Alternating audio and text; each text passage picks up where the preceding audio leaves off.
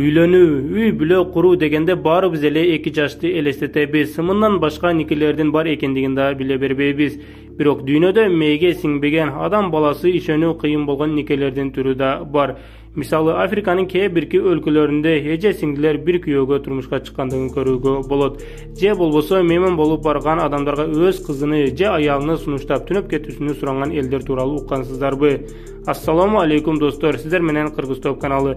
Бүгүнкү чыгарылышта эң таң калыштуу нике түрлөрү тууралуу айтып беребиз. Андыктан бул видеого бир лайк коюп, каналыбызга катталып кетүүнү да унутпаңыздар. Сиздер үчүн лайк коюу оңой, а бизге мындан да сапаттуу, мындан да кызыктуу видеолорду чыгарууга дем болот. Андыктан барыңыздардан бир класс күтөбүз. Биз жолду баштадык. Мута бул убактылуу шарият никеси, мусулман шииттеринин белгилүү бир мөөнөткө түзүлгөн нике формасы. Бирок бизде мындай нерсе жок. Бул нерсеге биздин шарият тыюу салат. А шииттер болсо убактылуу никеге уруксат беришкен. Убактылуу нике кандай болот? Каалаган күйөөсү жок аял менен кааласаң 1 саатка, кааласаң 2 жылга чейин да никеге турсаң боло берет. Жана мусулманчылыкта 4 аял алууга уруксат берилсе, убактылуу нике аркылуу чексиз аялдар менен никеге турууга болот. Буга чейин мындай убактылуу никеге туруу көпчүлүк мусулмандар өлкөлөрүндө шииттердин арасында кеңири тараган эле. Жана көбүнчө мындай никени сойкулуктун жашыруун бир түрү деп да айтышат. Себеби мындай никеге турган учурда убактылуу аялына акча же башка бир баалуу буюм берилет. Бирок достор, бир нерсе деп айтууга шашылбаңыздар. Себеби мындай убактылуу нике бузулгандан соң аял киши 3 ай ичи башка бирөөгө турмушка чыга албайт. Башка бирөө менен кайрадан убактылуу нике куруу үчүн кеминде 3 ай күтүүсү керек. Достор, дагы бир жолу баса белгилеп эскертип айтып кетели. Биздин шарият мындайга жол бербейт. Мындай убактылуу никеге шииттер гана уруксат беришкен.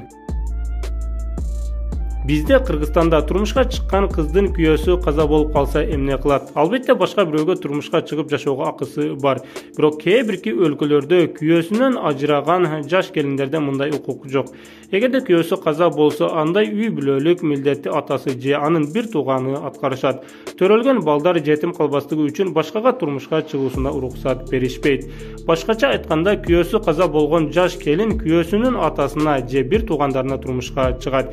Эң кызыгы достор, күйөөсүнүн төрөлгөн балдар да автоматтык түрдө кимге турмушка чыкса, ошонун балдары болуп кала берет. Бул нике түрү илгери еврейлер, индус, Дагестан, түркмен жада калса казак, тажик элдеринде да болгон. Албетте бүгүнкү күндө мындай никелер чындыгында эле өтө сейрек кездешет. Дагы бир өзгөчө таң калыштуу нике түрү сарарат деп аталат. Мындай баш кошууларды Африка өлкөлөрүндө кездештирүүгө болот. Африкада үйлөнүү кыйын болгондугу үчүн үйлөнүп жаткан жигит балалуу болуусуна 100% гарантия алгысы келет. Дал ошол себептен тоюнда бир кызга эмес 2 же 3 кыз менен бирдей никеге туруп той өткөрөт. Себеби үйлөнгөндөн соң сөзсүз балалуу болууну каалашат. Көпчүлүк учурда бир күйөөгө турмушка чыккан кыздар эже сиңдилер болушат. Жана экөөсү ынтымакта бир күйөөнү ээр кылып жашап келишет. Достор, бул сарарат деп аталган нике тууралуу сиздердин оюңуздар кандай? Комментарийге жазып калтырыңыздар. Мусулман өлкөлөрүндө 4 аял алууга уруксат берсе, Непал өлкөсүндөгү кыздар 2 же 3 эркекке турмушка чыгышат. Бул полиандрия никеси. Непал өлкөсүнүн калкынын саны көп жана элдери бай эмес. Кыйынчылыкта жашат. Бул өлкөдө жер сатып алып, үй салып, бөлүнүп чыгып кетүү да кыйын болгондуктан, үйдө канча эркек киши болсо, бир туугандардын баары биригип бир кызга үйлөнүшөт. 3 же 4 бир туугандардын жубайы бир болот жана алардын баары бир үйдө жашаша беришет.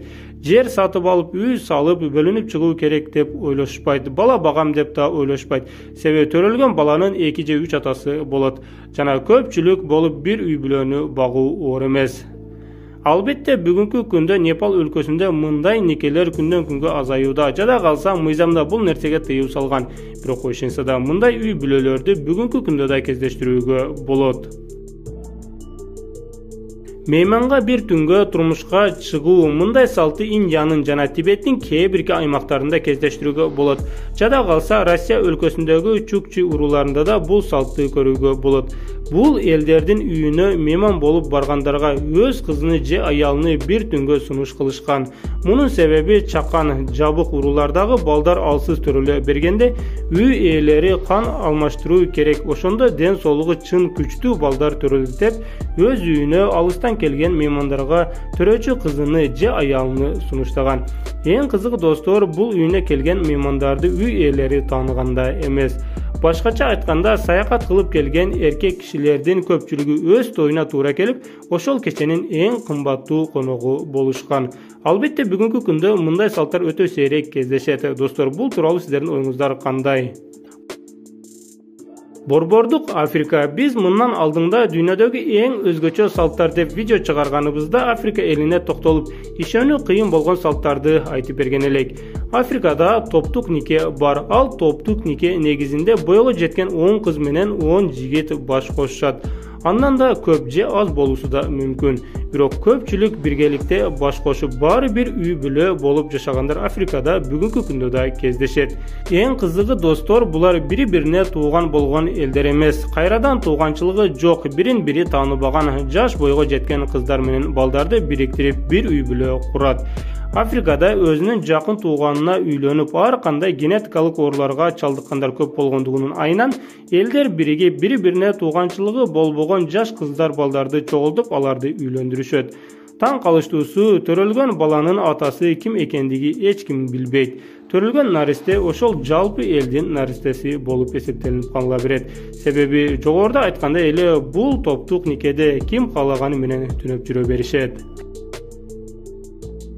Дагы бир таң калычтуу нике түрү. Камбоджа өлкөсүнүн Ратанакири провинциясында жашаган Креунг уруусунда бойго жеткен кыздын аталары өз колу менен кызына кичинекей үй салып берип, аны бөлүп чыгарып коет жана ал кызды көчөгө чыгарып, өзүңө күйөө издөөгө буйрут, өзүңө күйөө тап дейт. Таң калыштуусу достор, бул уруулар 15 жашка чыккан кызды бойго жетти деп эсептешет. Жана 15 жаштагы кыздар көчө кыдырып, өзүнө жаккан жигитти атасы куруп берген кичинекей үйгө түнөп кетүүсүнө да чакырат. Ушинтип жатып, Креунг уруусунун кыздары өздөрүнө өмүрлүк түгөй табышат. Башкача айтканда, бул жактагы бойго жеткен жигиттер үйлөнүүгө кыз издеп убара болушпайт. Кыздар өздөрү жигит изилдешет. Достор, албетте бизди эң таң калтырган нике түрү ушул болду. Эгерде сизди да таң калтырса, анда бул видеого бир лайк коюп кетиңиздер. Бизге окшоп ишенгиси келбегендер канча экендигини көрөлү. Достор, бул видеону башкалар менен да бөлүшүп, Кыргызтоп каналына да катталып кетүүнү унутпаңыздар. А биз болсо сиздер үчүн ар дайым кызыктуу видеолорду чыгарып келе беребиз. Кийинки видеобуздан көрүшкөнгө чейин аман туруңуздар.